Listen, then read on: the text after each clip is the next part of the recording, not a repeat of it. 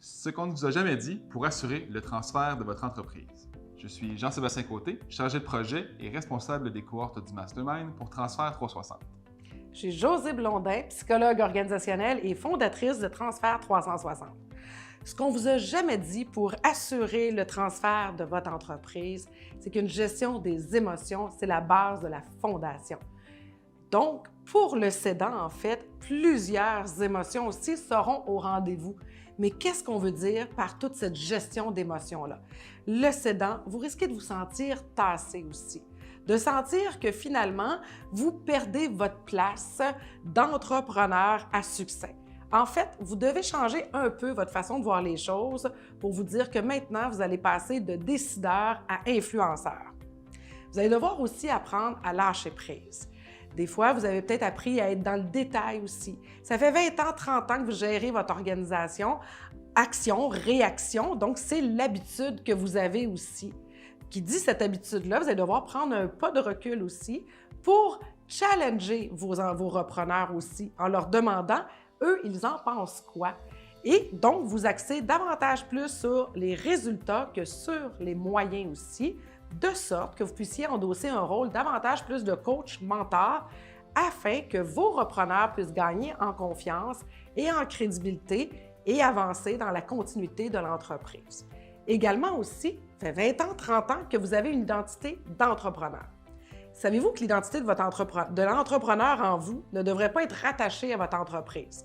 En fait, dès maintenant, vous devriez vous demander qui je suis, qu'est-ce que j'aime. Donc, votre rôle d'entrepreneur, vous carburez de quelle façon aussi? Qu'est-ce qui vous alimente comme entrepreneur? De sorte que vous puissiez préparer votre après-ligne, trouver des activités qui vont venir alimenter vos passions aussi. Vous comprendrez que si vous ne travaillez pas sur votre identité future, ça engendre des insécurités et on vous allez laisser moins de place à vos repreneurs aussi.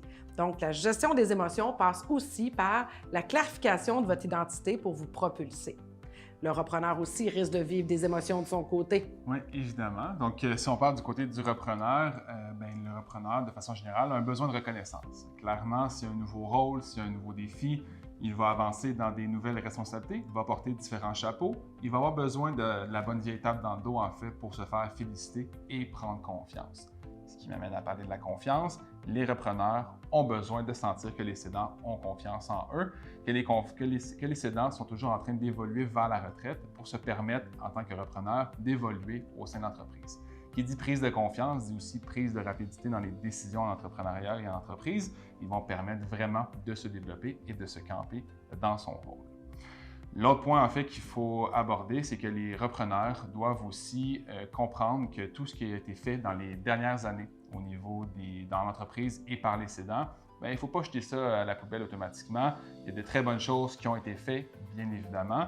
Il faut parfois contenir son enthousiasme. Oui, c'est ça. Il faut parfois contenir son enthousiasme et être en mesure de tempérer les choses par respect pour le repreneur et par respect pour le processus, finalement. Donc, le cédant doit aussi apprendre à se laisser influencer par des nouvelles idées aussi. Effectivement. Donc, un lot d'émotions qui vont être amenées finalement autant aux cédants et aux repreneurs, d'où l'importance de mettre de l'avant des stratégies de communication pour pouvoir parler en fait de ces émotions-là ressenties, avancer par la suite ensemble. Donc, l'importance de prendre le temps de prendre le temps de bien communiquer aussi dans cette gestion des émotions, de prendre le temps de communiquer avec le plan d'action aussi pour avancer, tu l'as mentionné, dans une clarté et une synergie commune.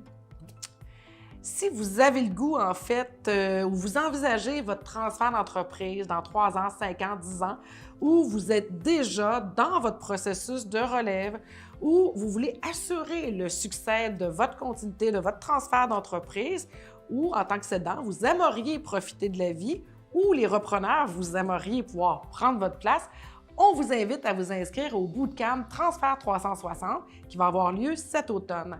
Donc, c'est des actions, c'est des réflexions puissantes qui vont amener vers des actions propulsantes où on va regarder justement cette gestion des émotions, la gestion des différences, nos stratégies de communication, votre plan d'action. Bref, un bootcamp en transfert qui va propulser votre propre continuité aussi tant personnel qu'au niveau de l'organisation, à travers des témoignages, des experts aussi qui vont venir vous donner des trucs et des astuces. On vous invite à vous inscrire dès maintenant au bootcamp en transfert 360.